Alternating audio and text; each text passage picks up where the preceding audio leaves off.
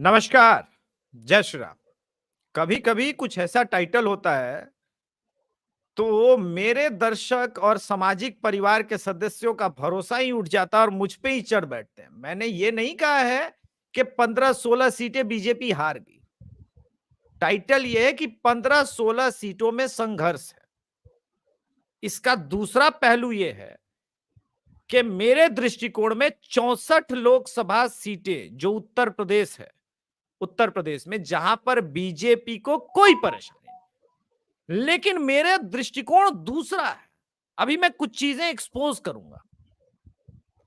BJP आराम से 70, 72, 75 ले आए, वो अलग बात है, लेकिन कुछ सीटें क्यों फंस रही हैं, कहां परेशानी है, उसके बारे में बात करने वाला हूं।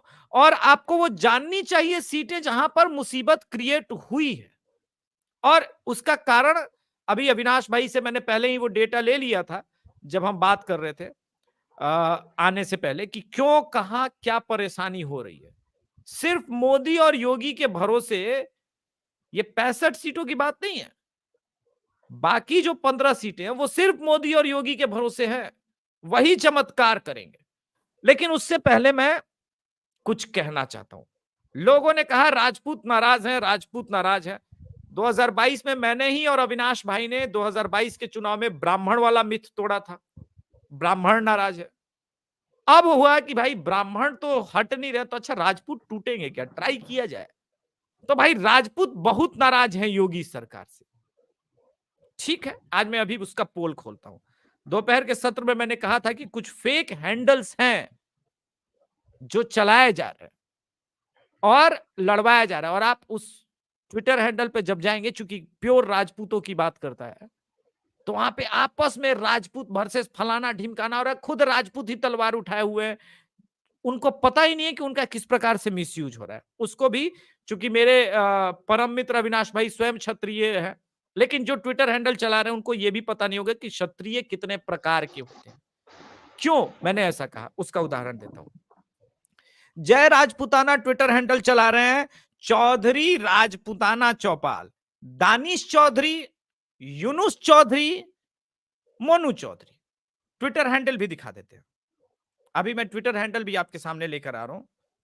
यह है Twitter handle Rajput of India. थोड़ा देखिए, और भाई इनके ट्वीट्स देखिएगा कैसे षड्यंत्र रचा जा रहा है और क्यों फंस रहा है कहीं कहीं चुनाव। ये देखिए, इनका ट्विटर हैंडल है राजपूत ऑफ इंडिया, एकदम बड़ा मूछों वाला सब कुछ लगा रखा है। हाँ, अब देखिए, वेस्ट यूपी के ठाकुरों का फैसला, क्षत्रिय महापंचायत नौता सहारनपुर सर्वसम्मति से पास किया।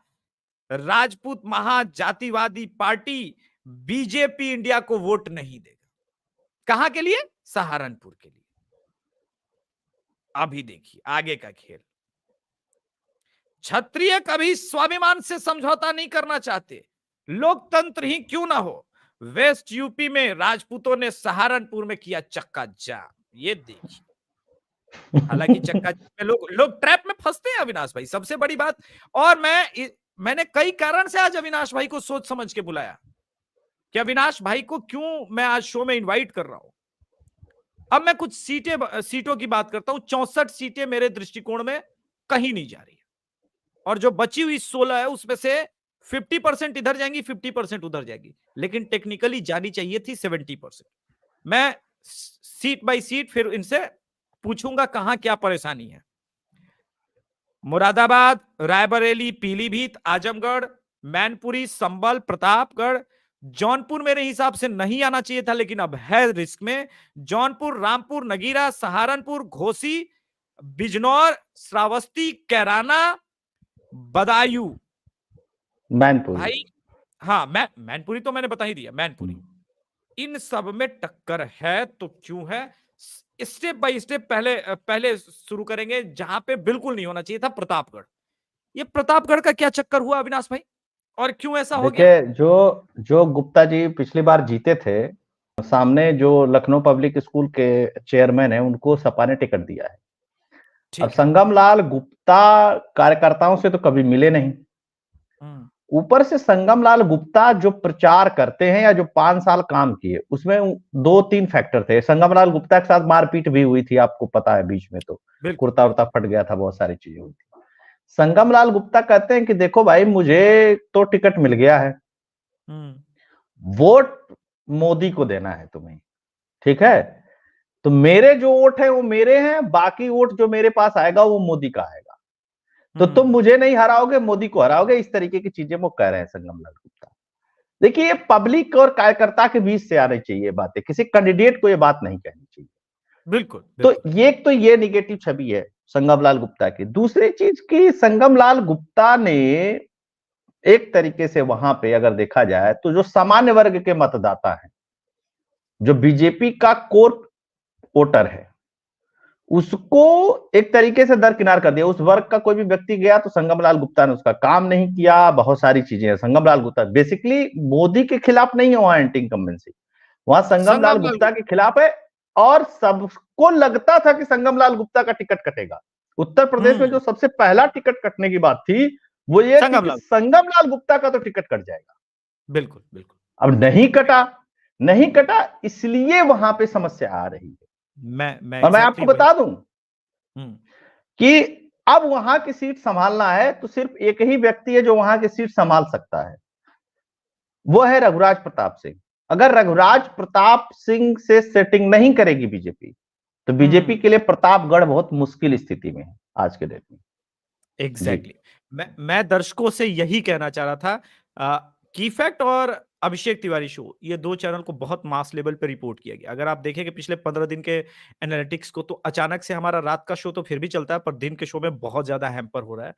और आपसे एक निवेदन है, आप चैनल्स पे लाइक और सिर्फ कमेंट कीजिए, 10 दिन के अंदर वापस दोनों चैनल उठ जाएंगे। लोकसभा में आपकी, मतलब यूं कहिए, मैं इस प्रकार की बातें करता नहीं, किंतु आपके सहयोग की आवश्यकता है, तो लाइक और कमेंट जरूर कर दीजिएगा।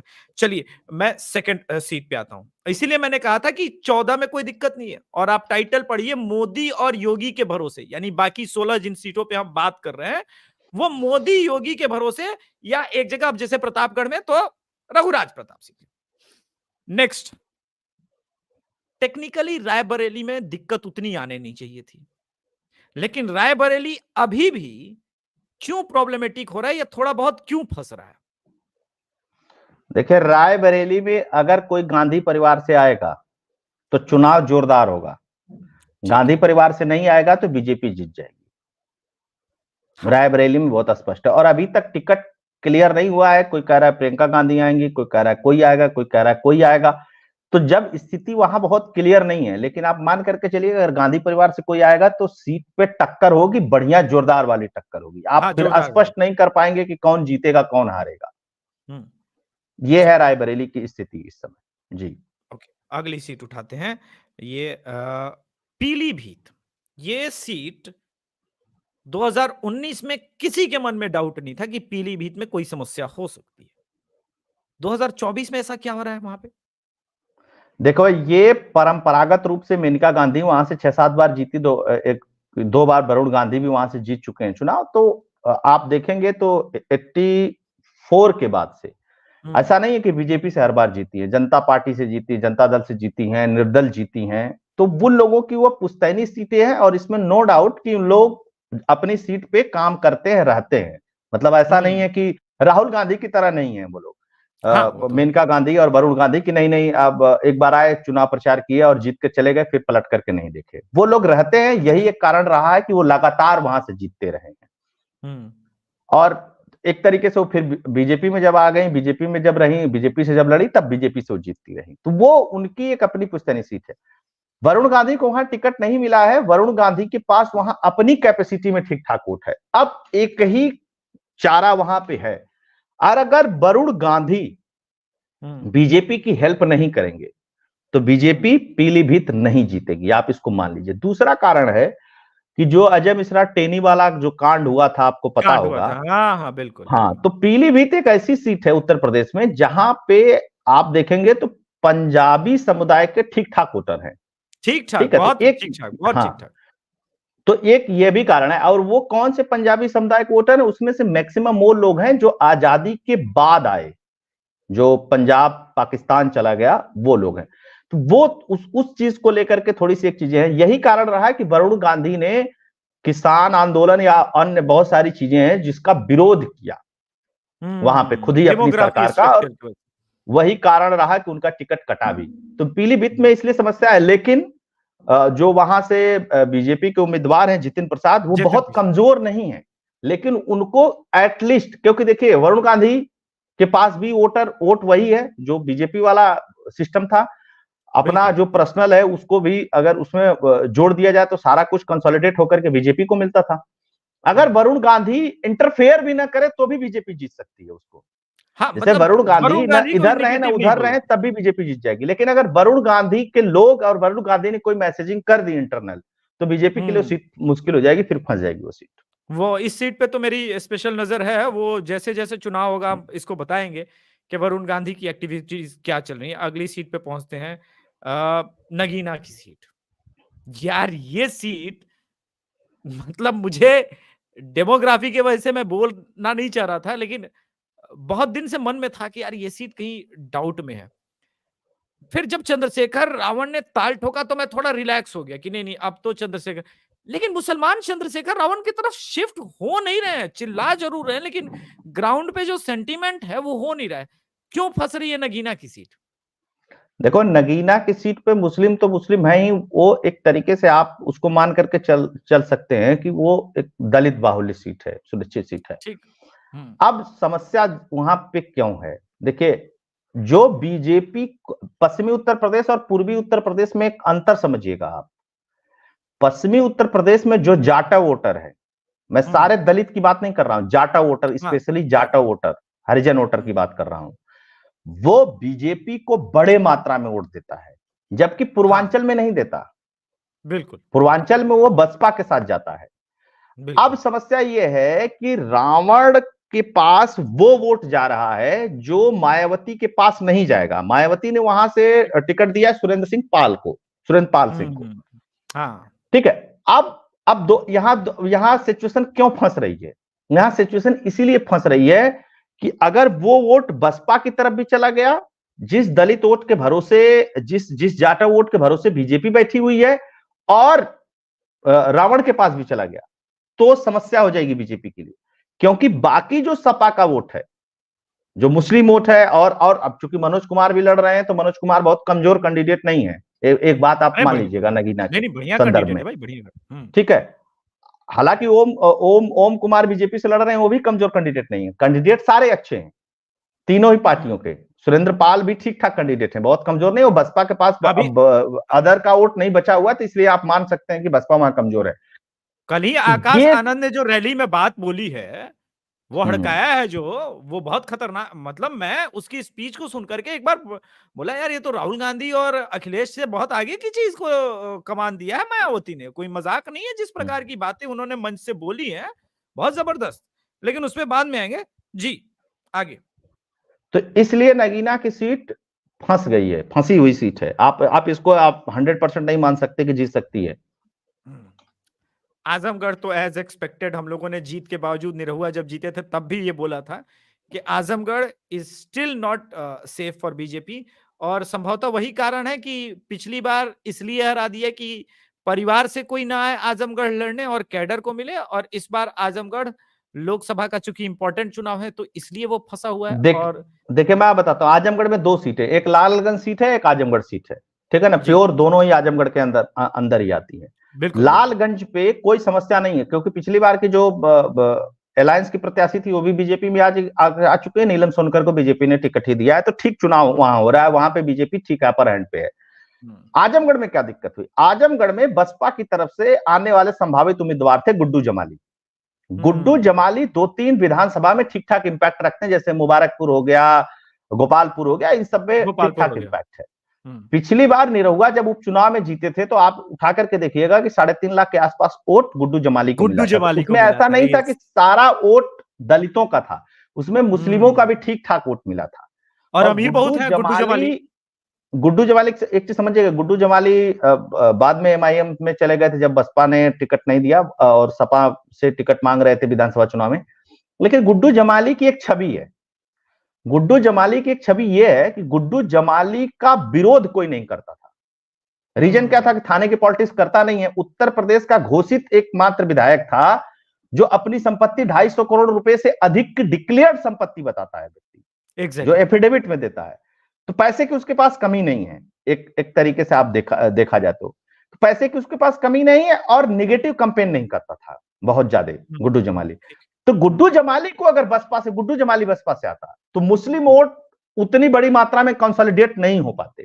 अब आजमगढ़ में मुस्लिम वोट कंसोलिडेट हो जाएंगे बड़ी मात्रा में। यादव वोट में बीजेपी कोई सेंध वेद नहीं लगा पा रही है, मतलब आप उसको भूल जाइए आजमगढ़ के संदर्भ में, ठीक है ना। 10 किसी गांव में कोई कह दे कि हम वोट दे देंगे, हम यादव हैं, तो बात अलग है। इस वजह से वहां पे दिक्कत है। अब देखना यह है कि बसपा किसको टिकट देती है। बसपा ने अगर टिकट ठीक ठाक किसी मुस्लिम कैंडिडेट को दिया जो ठीक ठाक है, हालांकि कोई ठीक ठाक दिखाई मुझको अभी तक तो दे नहीं रहा है कि किसको दे देंगे तो क्या इंपैक्ट पड़ेगा। ऑनेस्टली मुझे भी नहीं दिख रहा। लास्ट टाइम गुड्डू जमाली ने लगभग 3.5 लाख वोट काट लिए थे, जो कि निरहुआ को फेवर कर गया था। इस बार तो वो सिचुएशन नहीं है। और पैसे की बरसात बाई इलेक्शन में जिस प्रकार से गुड्डू जमाली ने की थी, वो भी मार्क करने वाली बात है, लेकिन इस बार वो समाजवादी पार्टी की तरफ से करे। अब इंपैक्ट मैं आपको बता देता हूं। देखिए, आजमगढ़ लोकसभा में एक आती विधानसभा मुबारकपुर, मतलब आपने आजमगढ़ की जो 10 विधानसभा सीटें उस पर आपने हमेशा सुना होगा कि सपा का गढ़, इसका गढ़, उसका गढ़। मुबारकपुर विधानसभा सीट ऐसी सीट है जिसको अपने पूरे टेन्योर में केवल 2 बार जीती है समाजवादी पार्टी। एक इस बार जीती है और एक बार रामदर्शन यादव जीते थे चुनाव, बहुत पहले की बात है, ठीक है ना, 96-98 के आसपास की बात है, वो तब जीते थे। अदरवाइज कभी नहीं जीते। बसपा से या तो यादव चुनाव लड़ता था वहां पे, या तो बसपा से वहां पे मुस्लिम चुनाव लड़ता था, और जो मुस्लिम या यादव लड़ता था वो जीतता था। चाहे चंद्रदेव यादव 2-3 बार वहां से बसपा विधायक रहे, गुड्डू जमाली खुद 2 बार विधायक रहे वहां पे लगातार। तो आप इंपैक्ट इसे समझ लीजिए कि बसपा इस बार, सपा इस बार जीत गई मुबारकपुर विधानसभा। क्यों जीत गई सपा? क्योंकि गुड्डू जमाली नहीं लड़े, और बसपा ने जिस मुस्लिम को टिकट दिया उसको कोई जानता ही नहीं था, इस तरीके से टिकट दे दिया उन्होंने, ठीक है ना। बहुत पहले कभी वो विधायक रहा, लेकिन उसका कोई इंपैक्ट नहीं था। और एमआईएम से आ गए गुड्डू जमाली, तब भी एमआईएम से आने के बाद लास्ट के 2-3 दिन में गुड्डू जमाली को 30,000 वोट मिला था मुबारकपुर से, जबकि एमआईएम कभी मुबारकपुर में 2,000 वोट नहीं पाती थी। सही बात। तो ये इंपैक्ट था उस व्यक्ति का। तो वो चला गया सपा में, और सपा ने उसको बना दिया एमएलसी, और वहां से आ गए धर्मेंद्र यादव। तो इसलिए उस सीट पे निरहुआ के लिए मुश्किल है। अब निरहुआ को अगर जीतना है तो निरहुआ के लिए एक ही फैक्टर काम करेगा। बीजेपी ने दारा सिंह चौहान को जो लेकर के आई है, घोसी से जो चुनाव लड़े थे, वो बेसिकली हैं तो आजमगढ़ के, तो चौहान वोटर भी पिछली बार चले गए थे सपा में। हाँ, ये चीज समझिएगा, क्योंकि दारा सिंह चौहान सपा में थे, तो काफी बड़ी मात्रा में। हालांकि 2 नेता हैं बड़े, एक फागू चौहान जिनको राज्यपाल बना रखा है, एक दारा सिंह चौहान जो हैं वो इस समय बीजेपी से बन गए हैं, मंत्री बन गए हैं। तो इन दोनों सिचुएशंस के हिसाब से अगर देखा जाए कि चौहान वोटर ठीक ठाक है। अब एक चीज और इंपैक्ट जुड़ गया है कि राजभर वोटर भी ठीक ठाक कंसोलिडेट हो जाएंगे इस बार बीजेपी की तरफ। लेकिन आपको एक बात बता दूं कि पिछली बार भी अंदर खाने मदद की थी ओम प्रकाश राजभर ने आजमगढ़ की सीट पे निरहुआ को जीतने में, वो भी एक बड़ा इंपैक्ट था, ठीक है, अंदर खाने मदद हुई थी उसके। अब लेकिन अब खुल के होगा तो फाइट बहुत जबरदस्त होगी। ऐसा नहीं कि निरहुआ एकदम आप मानी कि चलिए कि निरहुआ हार ही गया है, लेकिन आप ये मान के चलिए कि सपा वहां अपर हैंड पे है। जी, मैं दर्शकों को एक कोट बता दूं कि लालगंज सीट के बारे में, जिसके बारे में अभी हमने बात की, वो बीजेपी जीत रही है। नीलम सोनकर विधानसभा में भी चुनाव लड़ी थी और अनफॉर्चुनेटली वो हार गई थी, लेकिन इस बार उनकी दावेदारी बहुत मजबूत है और योगी जी की वन ऑफ द फेवरेट्स में से एक रही है नीलम सोनकर। अगली कड़ी में बात करेंगे पूर्वांचल का ही एक सीट गाजीपुर, मुख्तार अंसारी इंपैक्ट जी। क्या? वैसे तो ये सीट कभी भी इजी नहीं थी, इवन 2014 में भी जब लड़े थे और बीजेपी वहां पे जीती थी, पर इस बार ये डिफिकल्ट क्यों हो रही है? देखिए, 2-3 कारण है वहां डिफिकल्ट गाजीपुर सीट होने की वजह से। अभी तो बीजेपी का कैंडिडेट क्लियर नहीं है। वहां हो रहा है मनोज सिन्हा के बेटे अभिनव सिन्हा चुनाव लड़ेंगे कि विजय मिश्रा चुनाव लड़ेंगे, ठीक है ना। 2 लोगों का नाम चल रहा है, विजय मिश्रा का बीजेपी की तरफ से और अभिनव सिन्हा का, ठीक है। अभिनव सिन्हा चुनाव लड़े या विजय मिश्रा चुनाव लड़े, बहुत इस सिचुएशन में कैंडिडेट को लेकर के बहुत ज्यादा प्रॉब्लम वहां पे नहीं होगी, मतलब कि कैंडिडेट बेकार दे दिया।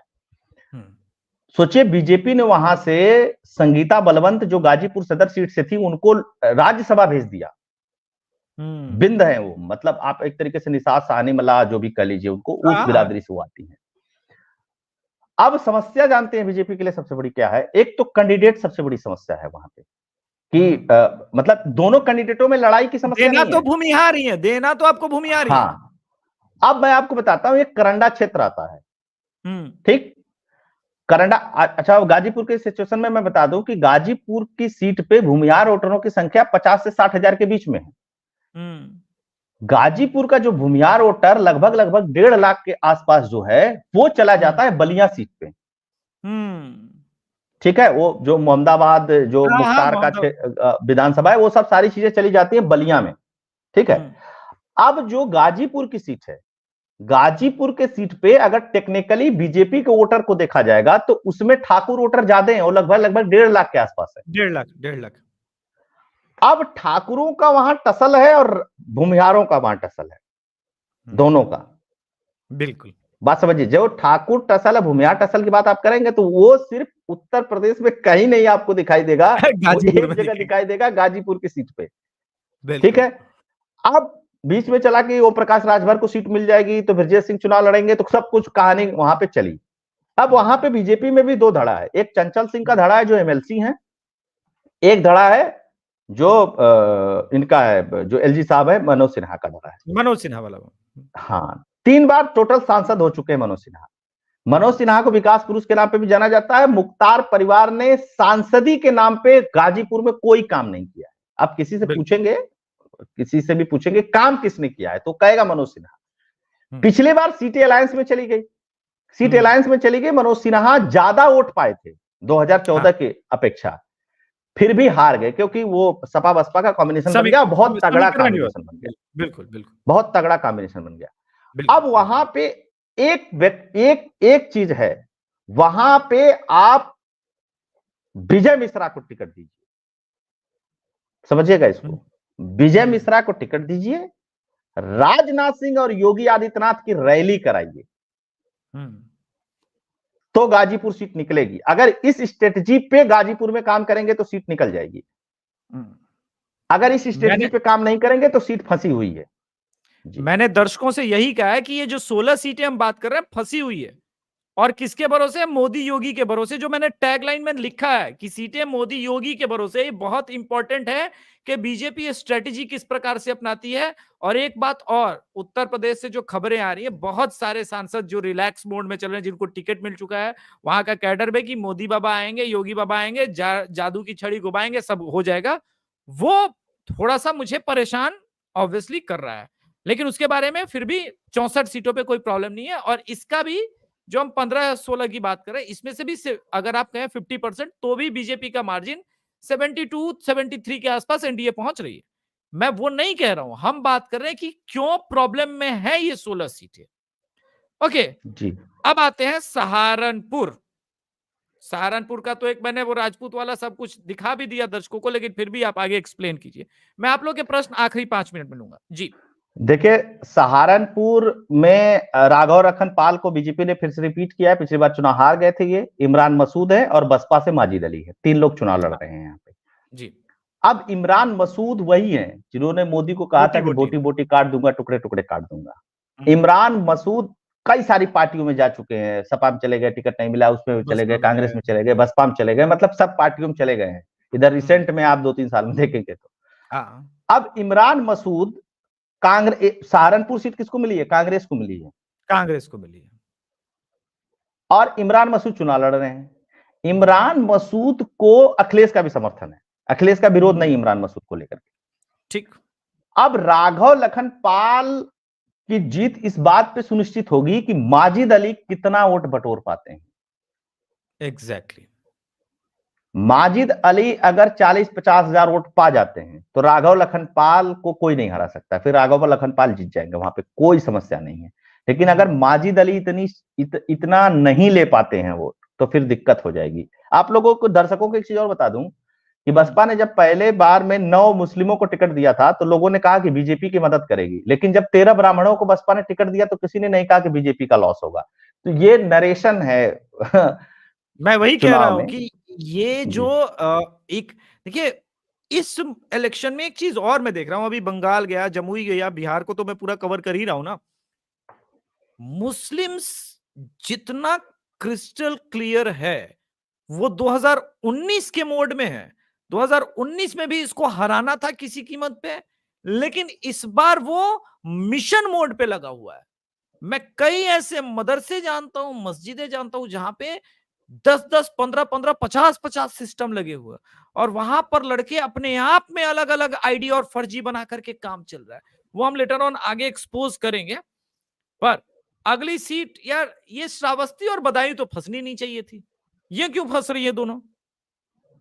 देखो बदायूं में तो सपा भी फंसी अच्छा हुई लड़ है, रहा है। क्योंकि बदायूं में पहले धर्मेंद्र को टिकट दिया गया, फिर धर्मेंद्र को वहां से काट करके आजमगढ़ का प्रभारी बनाया गया, फिर आजमगढ़ से धर्मेंद्र को टिकट दे दिया गया, फिर वहां से दिया गया चाचा को टिकट। चाचा ने एक प्रस्ताव पास किया, प्रस्ताव पास करके उन्होंने बेटे को टिकट देने के लिए कहा, और वो प्रस्ताव गया अखिलेश यादव के पास। अखिलेश यादव ने अभी भी कोई उस पर निर्णय नहीं लिया है। अब बदायूं सीट पे क्या समस्या है कि पिछले बार तो संघमित्रा मौर्य जीत गई थी चुनाव, संघमित्रा मौर्य का इस बार टिकट चला गया, हालांकि उन्हीं की बिरादरी के दूसरे व्यक्ति को साथ कहे उनको टिकट मिल गया है। ठीक है। वहां पे देखिए सपा फोकस कहां कर रही है, यह भी अपने आप में समझने वाली बात है। अगर चाचा लगेंगे बदायूं पे, चाचा का बेटा लड़ेगा अगर बदायूं से, तो आप मान करके चलिए बीजेपी के लिए बहुत मुश्किल है। चाचा अगर जिस सीट पे चुनाव में लगेंगे, चाचा की बात कर रहा हूं, अखिलेश यादव की बात नहीं कर रहा हूं, शिवपाल सिंह यादव की बात कर रहा हूं। शिवपाल सिंह यादव जिस सीट पे लड़ेंगे, जिस सीट पे लगेंगे चुनाव में, उस सीट पे बीजेपी को समस्या आ जाएगी। और जब बेटा लड़ रहा होगा तो चूंकि वो भी राजनीति में स्थापित करना चाहते तो उस सीट पे लड़ेंगे। आप पूरा इतिहास उठा करके बदायूं को देखिए ना, कितनी बार बीजेपी जीती बदायूं सीट। सही बात। वही मैं वही कह रहा हूं ये ना समस्या है बदायूं पे। तो बदायूं पे ऐसा नहीं है कि बीजेपी एक तरफा जीत रही है, मतलब वहां पे कोई लड़ाई नहीं है। अब उस तरह तो कोई कह दे कि 80 की 80 सीटों पे लड़ाई है, तो जब 80 सीटों पे नहीं लड़ाई है तो मोदी जी इतना प्रचार काहे के लिए कर रहे हैं भाई? तब तो मैं वही कह रहा था कि देखिए, ये जो 16 सीटें हैं, ये बीजेपी के लिए इजी नहीं है। मोदी योगी को स्ट्रेटजी के साथ इस पे यही काम 16 पे लड़ाई है। हाँ, 64 में कोई इशू नहीं है, वो 64 बाकी में एनडीए जीतेगा। बाकी में तो बस वोटिंग होनी है। अभी रामपुर पे आएंगे। रामपुर और मुरादाबाद में ये दोनों को समराइज करते हैं। समाजवादी पार्टी ने स्वयं ये सीटें टफ बनाई, या बीजेपी को लड़ाई में लेकर के आई, या आजमगढ़ को लेकर के जिस प्रकार से कंफ्यूजन का माहौल था, उसी प्रकार से अब आजम खान को लेकर के, उनके कैंडिडेट्स को लेकर के कंफ्यूजन का माहौल। एसटी हसन को मुरादाबाद से हटा देना, ये कैसे देखते हैं? और रामपुर को भी कवर कीजिएगा। देखिए आजम खान रामपुर और मुरादाबाद दोनों जगह पे रिजिट थे। अखिलेश यादव ने क्या किया कि रामपुर से उस व्यक्ति को टिकट दे दिया जो आजम खान का एकदम एंटी है। वो जामा मस्जिद वाले, जामा मस्जिद के, वो उसका दामाद है इमाम का। हाँ। वो आजम खान का एकदम एंटी है। आजम खान ने कहा कि चलो यहां तो दे दिए, मुरादाबाद में तुम रुचि वीरा को टिकट दो। रुचि वीरा एकदम बहुत खास है आजम खान की। एसटी हसन भी एंटी है, क्योंकि जब आजम खान जेल में गए तो एसटी हसन ने कोई भी काम किया नहीं, मतलब आजम खान के पक्ष में कोई माहौल वाल बनाया नहीं। अब एसटी हसन के बारे में बता दूं कि एसटी हसन ठीक ठाक उम्मीदवार हैं। एसटी हसन के बारे में बता दूं, डॉक्टर हैं, प्रैक्टिशनर हैं और प्रतिष्ठित नेता हैं मुरादाबाद के, ठीक है ना। विपक्ष में है वो एक अलग बात है, प्रतिष्ठित नेता हैं। और वो चुनाव लड़ते तो कुंवर सर्विस के लिए समस्या थी। एसटी हसन को टिकट दिया गया, एसटी हसन का टिकट काटा गया, रुचि वीरा को भेजा गया, फिर रुचि वीरा का टिकट काटा गया, समझिएगा। एसटी हसन के लिए फिर टिकट भेजा गया, लेकिन जो नरोत्तम पटेल है, नरेश उत्तम पटेल हैं, समाजवादी पार्टी के प्रदेश अध्यक्ष उत्तर प्रदेश के, उनको जाना था मुरादाबाद जाकर के एसटी हसन को वो लेटर देना था, वो ले जाकर के डीएम को देते, लेकिन वो चले गए रामपुर प्रचार करने। और जब वापस लौट करके आए 3 बजे तक का समय था और एसटी हसन को वोट 3 बज करके 3 मिनट पे मिला। सोचिएगा इसको। तो टेक्निकली एसटी हसन तो लड़ नहीं पाए। एसटी हसन से पूछा गया कि आप रुचि वीरा का प्रचार करेंगे, उन्होंने कहा कि मैं समाजवादी पार्टी का किसी भी सीट पर प्रचार करूंगा, लेकिन यहां पे प्रचार नहीं करूंगा। इसे समझ लीजिएगा। अच्छा, रुचि वीरा जाट समुदाय से आती है। कुंवर सर्विस के लिए एक तरीके से ये बेनिफिट मिल गया रुचि वीरा के आने की वजह से। और एसटी हसन अगर प्रचार नहीं करेंगे तो रामपुर में बीजेपी को, मतलब नेक टू नेक फाइट में बीजेपी वहां जीतेगी। आप एक चीज ध्यान रखिएगा, मुरादाबाद में रामपुर में क्या स्थिति है कि रामपुर में उसको टिकट दे दिया, अब इनके पार्टी के भी 2 लोग पर्चा भर दिए। आजम खां के, मतलब आजम खां की पार्टी तो नहीं कर सकते, उनके ग्रुप के 2 लोगों ने पर्चा भर दिया। तो एक से तो अखिलेश ने वापस करा लिया पर्चा, मना मुना के, एक वापस नहीं हुआ। लेकिन इस चीज को आप दूसरे तरीके से देखिए। रामपुर में आपको मैं बता दूं कि बसपा कैंडिडेट उतारेगी, और बसपा के कैंडिडेट को वोट मिलेगा तो रामपुर से बीजेपी हारेगी। क्योंकि बीजेपी के पास रामपुर में दलितों का बिना वोट के जीतना असंभव है। असंभव। जब तक दलित वर्ग वोट नहीं देगा बीजेपी को, तब तक बीजेपी वहां से नहीं जीत सकती। आप पूरा फॉर्मुलेशन उठा के देख लीजिए, 47-48% मुस्लिम है। हाँ, और क्या, मैं वही तो कह रहा हूं। तो चलिए, वो तो खैर सपा हारेगी तो अपने कलाकारी से हारेगी रामपुर। बिल्कुल बिल्कुल। मैनपुरी के बारे में तो एवरीवन नोज। मैं अभी भी कह रहा हूं कि मैनपुरी बीजेपी के लिए बिल्कुल चांस नहीं है, मैनपुरी आराम से जीतेगी। बट मैं कैराना के बारे में आपसे पूछना चाह रहा था। ऐसा लग रहा है कि हुकुम साहब का गए, कैराना में समस्या आ गई भाई। कैराना में देखिए, प्रदीप चौधरी के लिए बहुत समस्या नहीं थी। हाँ, ठीक है, लेकिन श्रीपाल को जो टिकट दे दिया है ना बसपा ने, बीजेपी के लिए वो समस्या है कि अगर वो थोड़ा सा ठीक ठाक वोट पा गया तो कैराना फंस जाएगी। और इकरा हसन को बहुत पहले टिकट दे दिया सपा ने, और वहां पे देखिए गुर्जर बिरादरी है। आपको एक बात बता दूं अभिषेक भाई, इस देश में एक और सच्चाई है कि जाति बड़ी मजबूती से जुड़ती है, धर्म से भी मजबूती से। धर्म से भी, भले वो मुस्लिम गुर्जर, हाँ भले वो मुस्लिम गुर्जर है, तो इसीलिए मैंने क्लियर कर दिया, भले वो मुस्लिम गुर्जर है। तो थोड़ा सा वो वाला वहां पे इम्पैक्ट रहेगा। लेकिन मुझे ऐसा लगता है कि ठीक ठाक फाइट में प्रदीप चौधरी जीत सकते हैं यहाँ पे। ये थोड़ा सा अपर हैंड है बीजेपी को कराना। अभी तो हमने ये लेकिन फाइट होगी, अच्छी फाइट होगी। बीजेपी हार रही है। मैं तो ये बात ही नहीं कह रहा हूं, मैं तो दर्शकों को ये कह रहा हूं कि भाई ये 16 सीटें फंसी हुई हैं। हमने ये तो कहा ही नहीं कि बीजेपी हाँ, इस पे मेहनत की जरूरत है, इस पे मेहनत की जरूरत है, इस पे वोट निकलवाने की जरूरत है, इस पे वोट डलवाने की जरूरत है। 16 सीटों पे निश्चित तौर पे नाम लूंगा लास्ट में कि कौन मैं कह रहा हूं कि हारी हुई है, लेकिन मैं ये कह रहा हूं कि 64 में कोई डाउट नहीं, और ये 16 सीटें फंसी हुई है। एक और श्रीवस्ती काहे फंसी हुई है? देखिए, पिछले बार भी दिक्कत थी श्रीवस्ती की सीट पे, इस बार भी इसलिए नहीं फंसी हुई है। देखिए, वहां पे कई सारे आसपास श्रीवस्ती पे कई सारी घटनाक्रम हुए, ठीक है ना, अब उसका क्या ही मैं जिक्र करूं। वहां पे बीजेपी को मेहनत करने की जरूरत है, और बहुत जबरदस्त मेहनत करने की जरूरत है। आप वहां प्रधानमंत्री नरेंद्र मोदी की एक रैली करवाइए, अगर आपको वो सीट जीतनी है तो। अगर वहां पे एक रैली नहीं होती प्रधानमंत्री की, ठीक है, या योगी आदित्यनाथ जी की, बढ़िया रैली, बड़ी रैली, तो आप मान करके चलिए कि क्लोज फाइट में बीजेपी वो सीट हार सकती है। हालांकि कुछ लोगों का ये अभी मत है, जैसे मैं श्रीवास्ती में जब बात कर रहा था लोगों से कि क्या है, तो लोग कह रहे हैं कि निकल जानी चाहिए इस बार, ये लोगों का है कहना। लेकिन अभी मतलब वही बट संकोच वाली स्थिति है।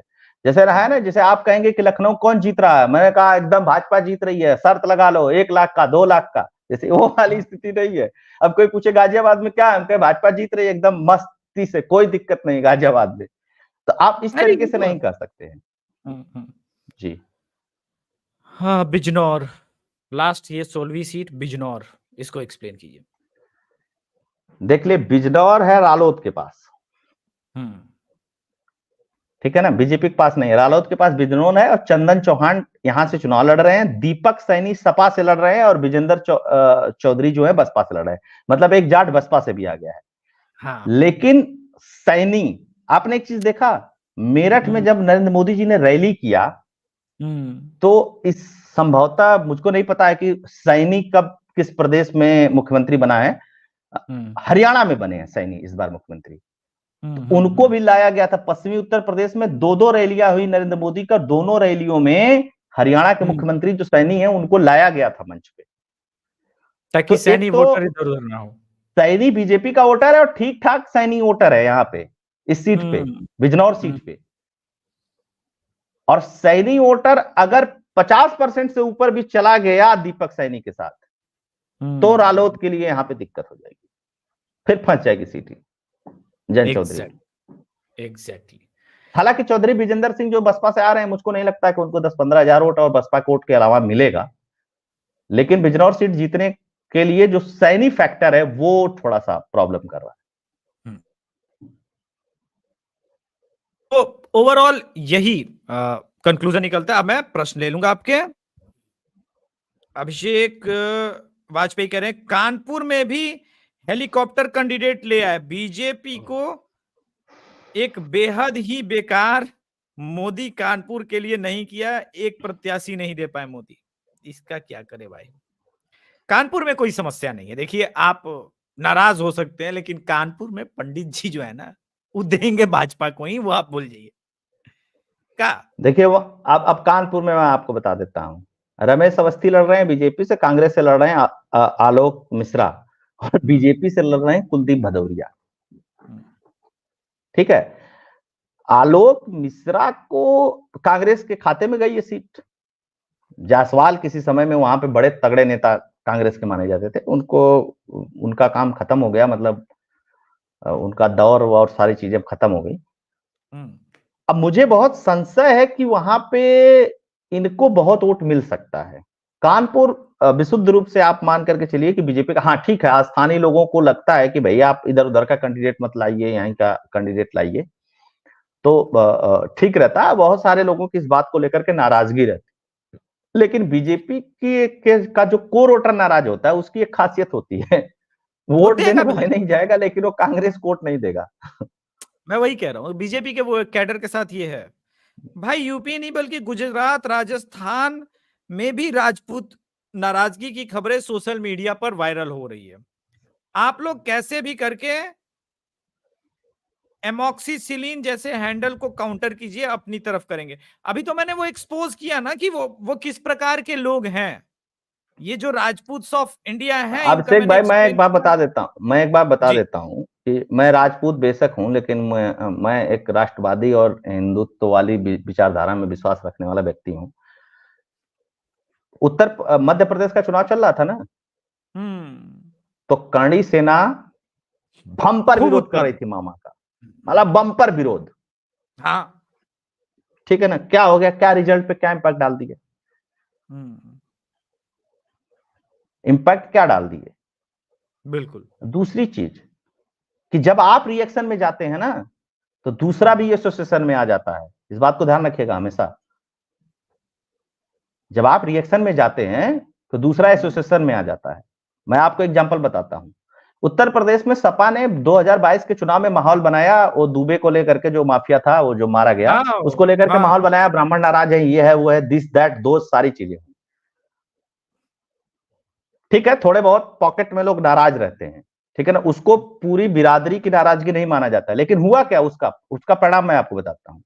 उत्तर प्रदेश में जो 70% क्षत्रिय कंसोलिडेट था, वो 95% कंसोलिडेट हो गया। बिल्कुल। और ब्राह्मणों का वोट भी मिल गया आखिरी में। और सुनिए, ब्राह्मण का वोटर 82% होता था योगी जी के लिए, वो इनके फर्जीवाड़े की वजह से वो 89% वोट हुआ। ऑल टाइम वही कह रहे हैं कि ब्राह्मण वोट भी आ गया, और जो क्षत्रिय वोट जो था, जो कंसोलिडेट 70 to 75% हो पा रहा था, वो पहुंच गया 95%। मैं वही बोल रहा हूं। चलिए, तो ये एक रिएक्शन होता है। अब व्यक्तिगत है कि मेरे पापा लड़ रहे हैं चुनाव, या मेरी बिरादरी का लड़ रहा है, तो इसकी वजह से उसको टिकट कम मिला, उसको टिकट ज्यादा मिला, इसका टिकट कट गया, मेरी बिरादरी का टिकट कम मिला। तो यार योगी आदित्यनाथ जी मुख्यमंत्री, मैं ठाकुर हूं, लखनऊ में रहता, मेरा कोई फायदा नहीं कराया आज तक व्यक्तिगत ठाकुर होने की वजह से। योगी आदित्यनाथ जी उत्तर प्रदेश में हैं, जिनको लोग ठाकुर मुख्यमंत्री बताते हैं, उनकी वजह से व्यक्तिगत डॉक्टर अविनाश इसी लखनऊ में रहते हैं। मेरा व्यक्तिगत कोई फायदा नहीं हुआ ठाकुर की वजह से। बिल्कुल। अब फायदा सारे हिंदुओं का है उसमें। हाँ, तो आप क्या ही कहा जाए, मतलब मुझे तो नहीं समझ में आता है। ठीक है, विरोध करने वाले को अपना लॉजिक होता है, विरोध करते हैं। 2022 में ट्वीट दिन चांचर का ही प्रश्न है, 2022 में वरुण गांधी के नकारात्मक मैसेजिंग की थी, कोई भाजपा को वोट ना दे सारे विधायक। हाँ, उस टिकट कटने का तो कारण वही है जो आप बोल रहे हैं, लेकिन क्या है ना कि वही बात है कि इंटरनली मन में क्या है, टिकट कट गया अच्छा थोड़ी ना लग रहा होगा। अब दो चीजें हैं, वरुण गांधी को नेता बनना है तो भाजपा के लिए समर्पित होकर अगले 5 साल काम कर जाएंगे, क्या पता विष्णुदेव साई हो जाए, है? और अगर कुछ 2-5 किए तो भविष्य तो पता ही है। अब देखिए, तो वरुण गांधी का टिकट कट गया, वो बीजेपी का अगेंस्ट वोट देना चाहते थे। पुरुषोत्तम रूपाला ने ठाकुरों के खिलाफ कह दिया, कभी मामा ने ब्राह्मणों के खिलाफ कह दिया था, पिछली बार सवर्णों के खिलाफ कह दिया था। राजनीति में इतना तोल मोल करके बोलना पड़ता है, उनके खिलाफ कह दोगे तो एफआईआर हो जाएगी, इनके खिलाफ बोल दोगे तो एफआईआर हो जाएगी, उनके खिलाफ बोल दोगे तो एफआईआर हो जाएगी। नेता कभी कभी कॉम्बिनेशनल पॉलिटिक्स में कुछ बोल जाता है, कुछ निकल जाता है, मतलब उसका इंटेंशन नहीं, मैं नहीं कहता हूं कोई इंटेंशनली बोलता है, लेकिन कभी कभी आगे होती है जनता या कुछ मांग होती है, कुछ डिमांड होती है तो बोल देता है। ठीक है ना? तो ऐसा तो है नहीं कि पुरुषोत्तम रूपाला ने ठाकुरों की बेइज्जती कर दी। ठीक है, तो क्या जो कांग्रेस के नेता हैं, सोनिया गांधी या राहुल गांधी, मल्लिकार्जुन खड़गे, क्या ठाकुरों को उठाकर सिंहासन पे बैठा दिया? क्या ठाकुर सब सिंहासन मिल जाएगा अब आपको? मतलब दोनों ही बातें हैं ना। हम इधर नहीं वोट देंगे क्योंकि इसने एक व्यक्ति ने कह दिया कुछ, तो दूसरी तरफ हम किस लिए देंगे? क्या वो बहुत तारीफ कर रहा है क्या हमारी? ऋतिक चटर्जी कह रहे हैं, अभिषेक भैया, अविनाश भैया, राम राम। आप लोगों का विश्लेषण सुन के बहुत सारे राष्ट्रवादी ये कह रहे हैं कि अब भाजपा का सरकार बनाना नामुमकिन है। अरे भाई, हम बता रहे हैं उत्तर प्रदेश की 80 में से 64 में कोई समस्या नहीं, और इन 16 में भी समस्या जो थोड़ी बहुत है वो योगी और मोदी 65 जीती थी एनडीए, और इस बार तो बढ़ के हम बता रहे हैं कि इन 16 में से 50% का मार्जिन रखेंगे तो 64 ही जीती थी अभिषेक भाई पिछली बार। मैं वही कह रहा हूं, 64 ही जीती थी। 10 बसपा जीती थी, 5 सपा जीती थी, 1 कांग्रेस जीती थी। 64 ही जीती थी। हाँ, 64 पे दिक्कत नहीं है। और सपा बसपा के नहीं आने की वजह से इन सीटों पे आप विश्लेषण भी कर पा रहे हैं कि यहाँ पे स्थितियां बीजेपी के पक्ष में भी रहेंगी। मैं वही अच्छा, आप बताइए ना, चुनाव निकाली जा सकती है। हम यहाँ ये विश्लेषण कर रहे हैं कि चुनाव में 16 सीटों पे विपक्ष लड़ रहा है चुनाव। एग्जैक्टली, जहां है वो दिखाई दे रहा है कि हाँ, यहाँ भी विपक्ष है, यहाँ मेहनत करने की बीजेपी की जरूरत है। बाकी तो यार किसी लोटा बाल्टी गिलास को उत्तर प्रदेश के लखनऊ से दे दो टिकट, वो जीत जाएगा। बीजेपी का सिंबल दे दो, किसी को जीत जाएगा। मुझे दे दे सिंबल, मैं भी जीत जाऊंगा। हम तो कब से कह रहे थे क्या विश्लेषण बिहार के बक्सर को लेकर के बहुत सारे लोग कंफ्यूजन में, तो मैं कह रहा था अभिषेक तिवारी को भी दे देते, वो भी पंडित है, वो भी जीत जाता। बक्सर मिनी काशी है, वहां ब्राह्मण सफिशियंट है। और जो लोग ये कह रहे हैं ना कि मुन्ना तिवारी की वजह से बक्सर में समस्या उत्पन्न होगी, देखिए बीजेपी के कैडर के बारे में अभी अविनाश भाई ने एक बड़ी बात की है, उसको समझना जरूरी है। नाराज हो जाएंगे, गुस्सा जाएंगे, लेकिन इसका ही मतलब थोड़ी ना कि हम राजद को वोट दे दें। वो नहीं होता है भाई, वो नहीं होता है, होता ही नहीं। इसी नोट पे आज के संस्करण को समाप्त करेंगे। अविनाश भाई, आप शो में आए उसके लिए बहुत बहुत धन्यवाद। कोई 2000 दूर है, कोई 3000 दूर है, तो भाई सब्सक्राइब कर लीजिए। एक चीज और बता दूं आप लोगों को, एक दर्शकों को एक चीज बता देता हूं। देखो भाई, यहाँ 272 की लड़ाई ही नहीं है। पूर्ण बहुमत की सरकार 272 पे बनती है। बीजेपी ने पहले ही इस लड़ाई से खुद को बाहर कर लिया है। बीजेपी ने कहा है कि मेरा टारगेट 400 है।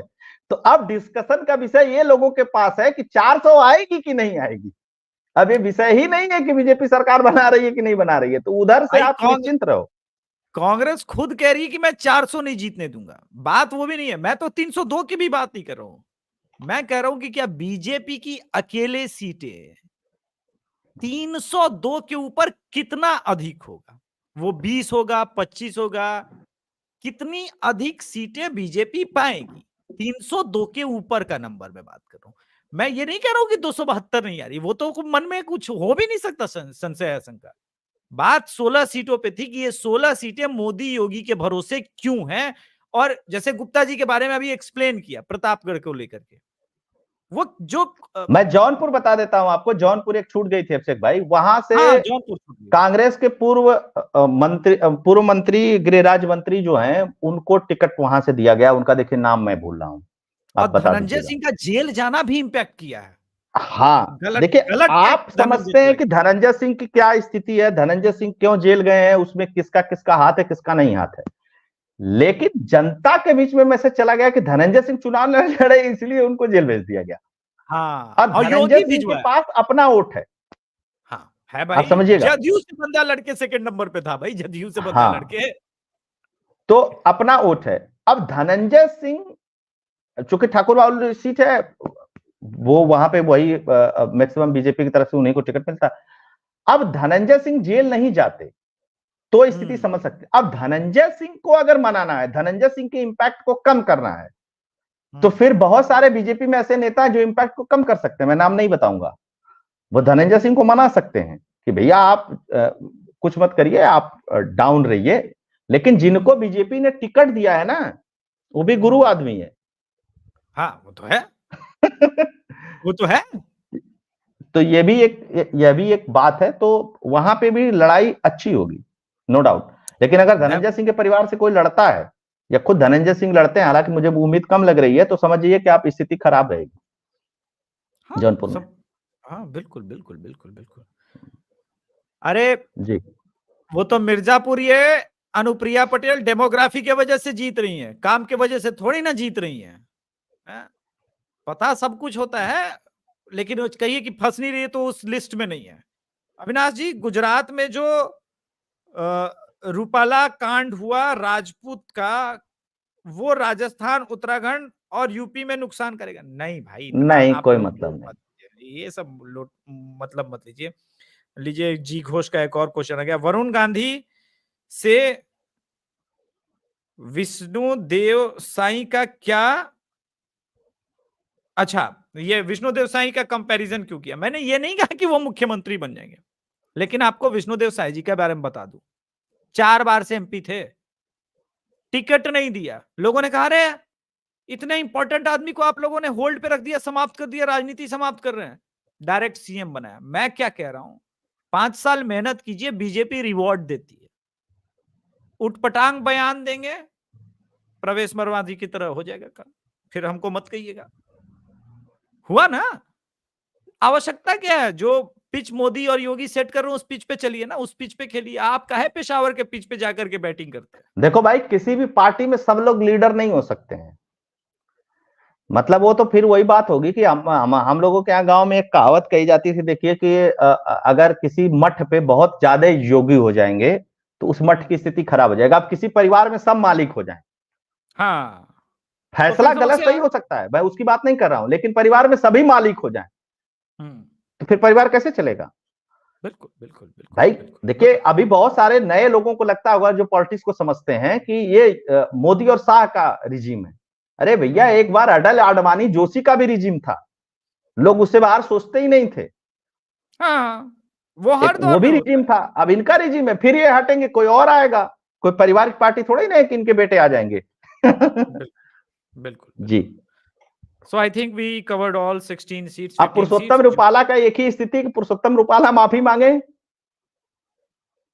और क्या, कोई भी व्यक्ति किसी भी समाज के किसी भी व्यक्ति को अगर कुछ कहता है, वह समाज नाराज होता है, तो उस व्यक्ति को उस अपनी बात के लिए तुरंत माफी मांगनी चाहिए और बिल्कुल इंतजार भी नहीं करना चाहिए कि वो समाज कहेगा तो रिटेलिएट करेगा। तो आप समाज को कैसे गाली दे सकते हैं?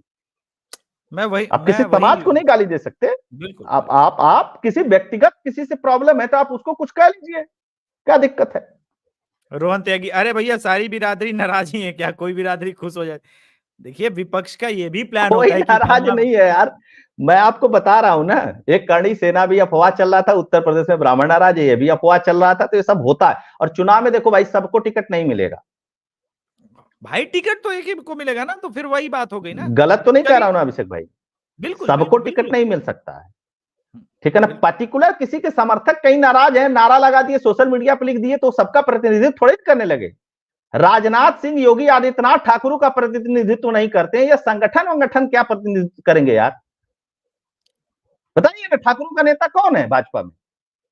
सही बात। 25 नाम निकल करके आएंगे, यहाँ पे ये करता है, वहां पे वो करता है, वहां पे वो करता है।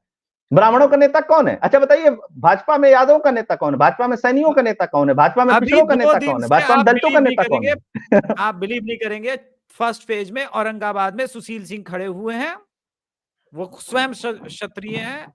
औरंगाबाद के क्षत्रिय आज तक नाराज नहीं हुए। 2 दिन से राजद वाले हवा उड़ा, अरे इस बार क्षत्रिय इनको दिखा देंगे, सिखा देंगे। अरे कोई किसको नाराज सिखाएंगे भाई? नहीं है। वो भाई औरंगाबाद की सीट पर ठोक के निकलेगा वो आदमी। तो ये होता रहता है, ये चलता रहता है, यही होता है, यही राजनीति है। देखिए मैं चलिए। बता रहा हूं, अब जैसे मैं एक चीज और क्लियर कर देता हूं, जैसे राजस्थान है, वहां पे कहा गया कि ब्राह्मण सीएम बना दिया, ठीक, तो वहां क्षत्रिय नाराज हो जाओ। अब कोई कहे कि उत्तर प्रदेश और उत्तराखंड में क्षत्रिय बना दिया, यहां तुम नाराज हो जाओ। अरे यार भाई, 28 प्रदेश हैं, उस तरीके से तो 28 ही बनेगा। अगर हर एक एक जाति का भी बनाओगे तो बाकी जातियां कहां जाएंगी? 3-3.5 हजार है। मतलब मैं प्रैक्टिकल बात कर रहा हूं, मैं किसी इधर वाले की उधर वाले की बात नहीं कर रहा हूं नहीं अभिषेक नहीं, भाई। बिल्कुल बिल्कुल, हिंदुओं को यही समझना है कि आपको लगातार हाँ, कास्ट के नाम पे तोड़ा जा रहा है, और कास्ट के नाम पे तोड़ने के अलावा बिल्कुल। विपक्ष के मैंने पास कोई अभिषेक भाई औजार आप ही भी नहीं है। चैनल पे अभी बताया मैंने कि योगी आदित्यनाथ जी अगर ठाकुर हैं, लोग मानते हैं उनको, और मैं खुद ठाकुर हूं, मेरा कोई व्यक्तिगत फायदा नहीं हुआ, इसी लखनऊ में रहता हूं। हिंदू के नाम पे, राष्ट्रवाद के नाम पे मेरा फायदा मोदी जी से भी है, मेरा फायदा योगी जी से भी। बिल्कुल। एमोक्सिसिलिन पोस्ट ज्यादा ही प्रमोट कर रही है ट्विटर, होशियार रहना पड़ेगा, यूएस इलेक्शन जैसा हो सकता है। सी भाई, हम और अविनाश एक्सप्लेन कर सकते हैं बहुत सारी। अब पूरी बीजेपी आईटी सेल का भार भी हम ही उठाएंगे, तो भाजपा आईटी सेल वाले करोड़ों रुपए किस लिए ले रहे हैं? ये 16 सीट भी मैंने इसीलिए बताया कि बीजेपी आईटी सेल वाले कम से कम जाएं, देखें, समझें कि इस पे क्या क्या काम करना है। वो हमारा काम नहीं है भाई। हर चीज अविनाशी और ये करेगा, तो वो करोड़ रुपए काहे ले रहा है? हम ही को दे दीजिए, फिर आप लोगों को बिठा देंगे, और बहुत सारे 100-150 लोगों को और वैकेंसी देंगे, जॉब भी देंगे प्रॉपर। हम ही को करोड़ रुपया दे दीजिए। रोहन वर्मा, राजपूत नाराज है, ट्विटर पे 2 दिन से ट्रेंड हो रहा है क्या? फिर वही बात, आज मैंने अभी एक्सपोज किया ना वो Twitter handle, Rajput of India, तीनों मुसलमान चला रहे हैं, कमाल कर रहे हैं। सोशल मीडिया को लेकर के एक चीज मैं और बता दूं एज ए एनालिस्ट, ट्विटर का कोई इंपैक्ट नहीं है, आप जान लीजिए इस बात को। इस अच्छा, देश के चुनाव में ट्विटर का इंपैक्ट 0 है अभिषेक भाई। इस देश के चुनाव में यूट्यूब का इंपैक्ट है और फेसबुक का इंपैक्ट है भाई। अविनाश भाई, जमुई के जिस गांव में वो खेत जोत रहा था और बोला मांझी चुपके से डरते डरते कि हम तो मोदी को ना वोट देंगे, उसके पास ट्विटर आईडी है, लेकिन वो हम बोले कैसे मैं जानते खुद हैं नहीं चलाता हूँ, मैं चला जाता हूँ 2 मिनट देखने वखने, मैं खुद ही ट्विटर नहीं चलाता हूँ, मैं दूसरे की बात क्या करूं। तो मैं तो बोला वो कंप्यूटर साइंस आदमी वाला की हूँ। बचवा हमारा फेसबुक चलाता है, तो फेसबुक का तो फिर भी है, बचवा चला रहा है। ट्विटर पे कहां पड़े हुए हैं भाई, बहुत कुछ अभी लड़ाई है। फेसबुक इंपैक्ट डालता है, यूट्यूब बड़ा इंपैक्ट डालता है, इस बात को आप यूट्यूब तो जानिए। बहुत डालता है, बहुत बड़ा इंपैक्ट है यूट्यूब, क्योंकि वीडियो सब देखते हैं, चाचा काका सब देख लेते हैं, अच्छा हाँ कुछ आया है देख लो। ट्विटर पे यार नहीं, ट्विटर का बहुत इंपैक्ट नहीं है। ट्विटर का जो इंपैक्ट है वो बटा हुआ है, सबको पता है। अंकित जी लिख रहे हैं कन्नौज में दिक्कत है, मैं मेक श्योर करता हूं कन्नौज में कोई दिक्कत नहीं। अंकित जी, कन्नौज में आपको लग कन्नौज रहा में बहुत समस्या नहीं, ठीक है। कन्नौज में कोई समस्या मेरे दृष्टिकोण में नहीं है, कन्नौज आराम से बीजेपी निकाल लेगी, कोई दिक्कत नहीं है। चलिए, इस नोट पे आज मैंने बोला तो सबसे लंबा लाइव किया 54 मिनट का, इसके लिए भी आप लोग मुझे बधाई दे सकते हैं। और अविनाश भाई को, अविनाश भाई को बेटिया हुई है तो उसके लिए भी आप लोग अवश्य बधाई दीजिए। लक्ष्मी आई है घर में भाई, बहुत बहुत धन्यवाद। वैसे तो पर्सनली कई बार मैं बधाई दे चुका हूँ, लेकिन इस प्लेटफॉर्म पे भी दे देते हैं, क्या जाता है। बहुत बहुत बधाई। और अविनाश भाई का की fact the Abhishek Tiwari show को सपोर्ट कीजिए। धन्यवाद। जय श्री राम। जय श्री राम।